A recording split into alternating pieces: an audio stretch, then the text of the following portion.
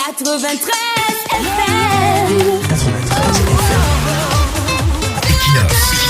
Radio. Bonjour, parlons ce matin de la communication de crise, c'est-à-dire la communication lorsqu'une situation est anormale, confuse, inquiétante, douteuse et ocre. Face à une telle situation d'impasse qui impacte, bouleverse une institution ou son image, le personnel ne parle pas n'importe comment, on ne parle pas en désordre, on ne dit pas du n'importe quoi et n'importe quand.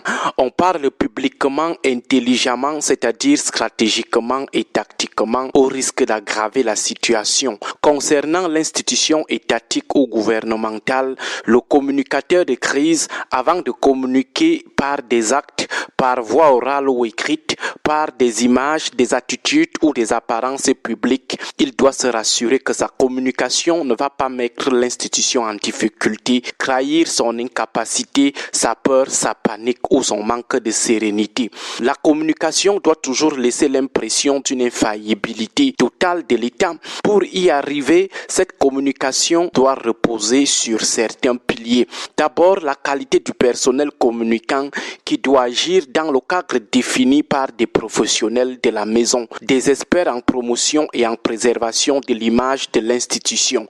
Il ne s'agit pas seulement des gens qui savent parler le gros français ou le gros anglais, mais des gens qui savent aussi quoi dire en gros français et en gros anglais. La question du contenu qui puisse aider à la maîtrise de la crise au sein de l'opinion. Du coup, il faut des cellules de communication avec des professionnels de la communication, pas des cousins qu'on a ramassés comme ça au village ou des petites copines qu'on a décidé de sauver du chômage. C'est une affaire d'experts parce que la communication, c'est la vitrine de l'institution, c'est elle qui établit la première relation entre le public et l'institution. Même lorsque le patron d'une institution étatique doit parler en public, il doit préalablement travailler avec sa cellule de communication qui, en situation de crise, travaille avec une cellule de crise. Dans le cas du gouvernement, il y a toujours un ministère en charge de la communication gouvernementale. Tout membre du gouvernement qui veut parler doit d'abord travailler avec ce ministère porte-parole du gouvernement pour des besoins de cohérence, de centralisation et de synchronisation de la communication gouvernementale. Ça évite la cacophonie et la communication contre-productive.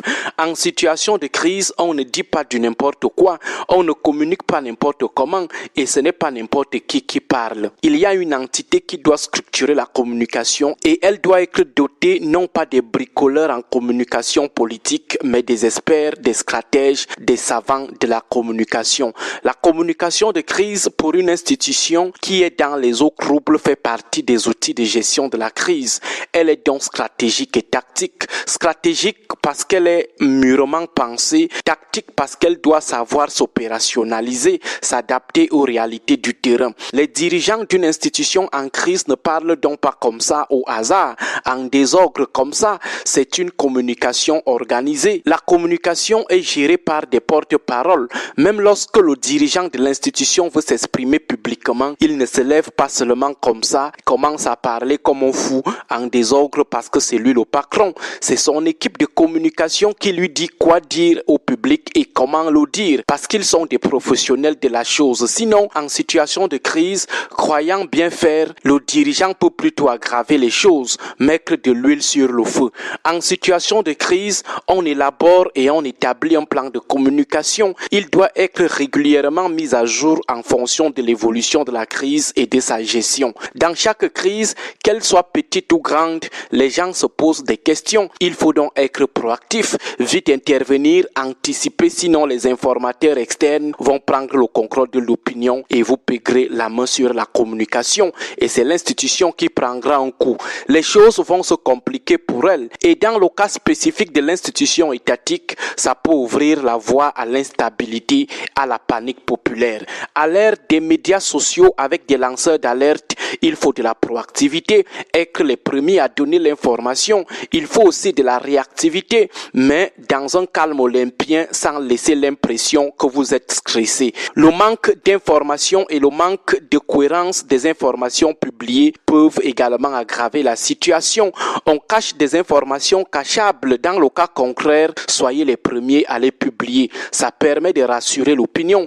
Aussi, à l'ère de la post-vérité où la vérité ne dépend plus de la véracité de l'information, mais de ce que pensent les consommateurs de l'information, il faut agir rapidement pour contrôler les pensées. Ne pas s'asseoir et penser que comme vous avez la vraie information, ça va. Les propagateurs des fake news peuvent s'agiter. C'est une erreur. Il y a de fortes chances que vous arriviez très en retard avec votre bonne information, que vous arriviez avec elle lorsque les masses croient déjà aux fake ou après les dégâts causés par ces fakes. On anticipe, on rassure pour maintenir la confiance et éviter la débandade. Bonne journée à vous tous. Bonne journée. 93 FM. 93 FM. Equinox. Radio.